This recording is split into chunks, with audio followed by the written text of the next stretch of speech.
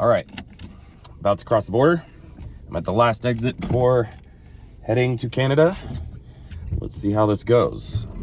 I have a feeling my car is gonna get searched. Hi there. Hello. There you go. Where's home for you? What brings you to Canada? How long do you plan to stay? Where are you gonna stay? So how did you get here from California? Like, were you camping or what's your job at home? So how do you have time off to come up here? Do you have a date to go back? Have you come up to Canada before? So you said you're meeting friends up here. How do you know those people? Do you still work? Okay, thank you. Thank you. Man, they asked a lot of questions. I didn't expect that.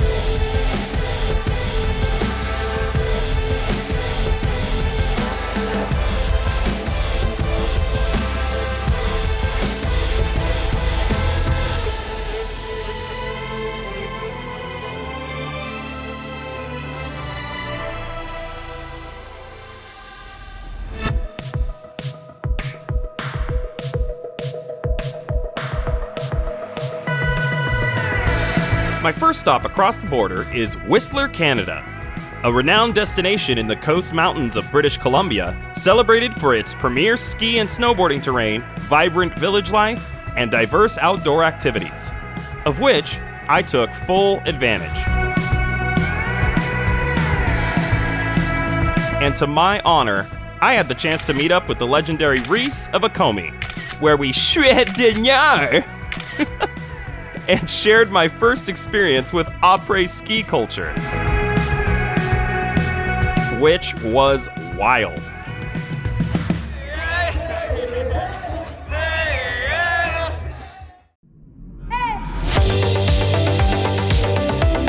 My next stop is Vancouver, Canada.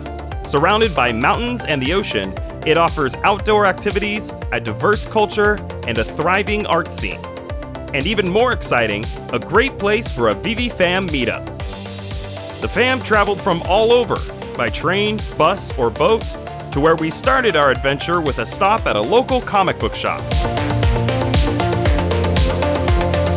It was an amazing opportunity to talk one-on-one with each of these incredible humans and hear more about their collecting journeys. Collecting started young for me. So we had a store in Vancouver called The Pop Shop. Just orange, lemon, lime, very simple caps, but over a while they just started to grow and accumulate. Then we started playing games with them. It was more just the fun of having something and then watching it grow. That turned into hockey and baseball card trading and storage in the shoe boxes, of course, which we would take to school. And so collecting was kind of like VeVe drops. It was, you got lucky and you would win something in a pack. I think I had my first comic books were hand-me-downs from my dad. He gave me all his old Archie books. And then we started picking out our favorite characters, and I was always Daredevil and X-Men.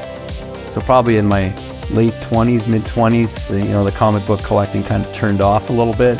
August 2021, when I finally started using the VeVe app, I could feel all those old memories and those draws of being involved in the characters. And I have several copies of Marvel Comics #1. They're so rare in the world. I have copies of ASM1, AF15. That's that collecting for the long term, the hold. Just knowing I have some of these pieces that could become heirlooms that I pass down to my kids and they pass down to their kids, and they're going to keep using them, enjoying them, and reading them. The key value for me is just being able to participate in something that I loved growing up, and now I'm sharing it with my friends and family. Next, we wandered over to a local brewcade. It was so awesome to see how everyone was so warm and welcoming. Conversation was easy, as we all shared the same passion and excitement for digital collecting, something that, for some, started a long time ago. I started off collecting in a game with like Pokemon, right? Like on the Game Boy non-color with no backlight. That portion there of collecting really started me into like the Pokemon cards once those came out. I remember my cousin brought me to Toys R Us every single Saturday, and they would have like these Pokemon tournaments, and I would learn how to play the game. And then when the anime came out, it just kind of like gelled together perfectly. Spider-Man has always been like a big part of my childhood. My uncle worked in like a video store, and the first Spider-Man movie with Tobey Maguire was the first movie that he had brought home to us, and I watched that movie over and over and over again. I found this Andre Jix video about the Omi token. Like, it gave me the ability to come into VeVe and just do a little bit more research on some of these characters. And like, I was hooked. I tell my wife about it all the time. She's probably sick and tired of hearing it. When you think of a collector at heart, I look at it as like, I get to own this piece. VeVe's kind of like made me into even more of a collector. Like, I have all this Pokemon stuff back here, but I have an Iron Man helmet here. And then these Todds would not be here if it weren't for VeVe. If you think about it, when I was collecting on the Game Boy, that was a form of digital collecting.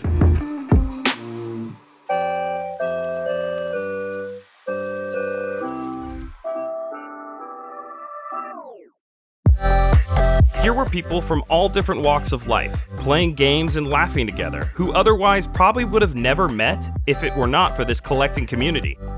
One of which brings a smile to every face he meets when talking about why he collects. My dad used to send me comics, and I used to just love them, like in the later 80s, you know? And so I would just collect them and hold on to them. The first things I used to collect was wrestling magazines. Around junior high, I started to collect sports cards with my dad. We used to go and like buy all the sports cards, like even the McDonald's releases ones. And then through the 90s, I got into Sports Illustrated magazines, which are just booming on eBay, and then people are grading them. Sort of like in my journey in a nutshell, I've always kind of been a collector of stuff I love. The last toys I played with was Lego in like 1989, and I traded all of them to my next door neighbor who was a bit younger for one single comic book. And that was Terminator #1. So I traded all my like Lego, which is worth a lot of money now, and that comic isn't worth anything. So, you know, you win some, you lose some. If I buy a toy or a collectible that I love, I never feel like I'm spending money, but I do have to enjoy what I'm going after. A friend of mine who would come into my store, who was a big Star Wars collector, and he started talking to me about if I've heard the Marvel comics on VeVe, and I didn't even know what VeVe was. So I looked it up, and I saw the app, you know, and then the gold moments hit like a couple weeks later, and I was like, oh my God, this is crazy, because Star Wars, you know, right, with R2 and C-3PO, and I landed both of those on drop day. That kind of clicked for me. I went, oh, this is something. I was pretty much in after that. Collecting to me is all about being a fan of what you love. There's a lot of memory and there's a lot of nostalgia, and it just taps right into those feelings. If there's no community here, I mean, there is no VeVe. I think it's finding people who are like-minded, who share the same passions as you, or open your world up to other passions that you didn't know about, you know, kind of show you new things. And you can just learn from people, and it's just another way to connect with people all around the world. Much love, Vancouver fam. You all are awesome. On the final episode, my journey comes to a close back at San Diego Comic-Con, where I have the privilege of chatting with some of the biggest inspirations in the collecting space.